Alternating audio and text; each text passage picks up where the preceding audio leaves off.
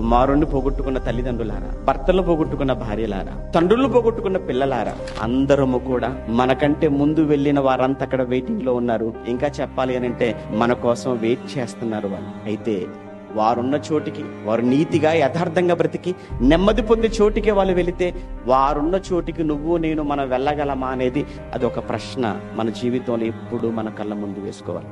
ఎందుకంటే చావటానికి వయసుతో సంబంధం లేదు. ఏ క్షణానైనా ఎప్పుడైనా ఎవరి గుండెైనా ఆగిపోవచ్చు, ఎప్పుడు ఏ సమయాన్నైనా ఎవరి ప్రాణమైనా పోవచ్చు. కానీ గుండె ఆగిపోయేలోపు, ప్రాణం పోయేలోపు దేవుడి కోసం నువ్వేం చేసి వెళుతున్నావో అది మాత్రం గుర్తు చేసుకో. నువ్వు చేసిన పనులు ఏమైనా ఉంటే ధైర్యంగా వెళ్తావు. ఏ పని లేకుండా వెళ్ళిపోతే ఎక్కడికి వెళ్ళిపోతావు? నాకు 60-70 వరకు నాకు డోకా లేదని దయచేసి కళ్ళ కనకండి, వద్దు. ఒకవేళ రేపు అయితే పరిస్థితి ఏంటి? నెక్స్ట్ మంత్ అయితే పరిస్థితి ఏంటి? నెక్స్ట్ ఇయర్ అయితే ఏంటి పరిస్థితి ఏంటి?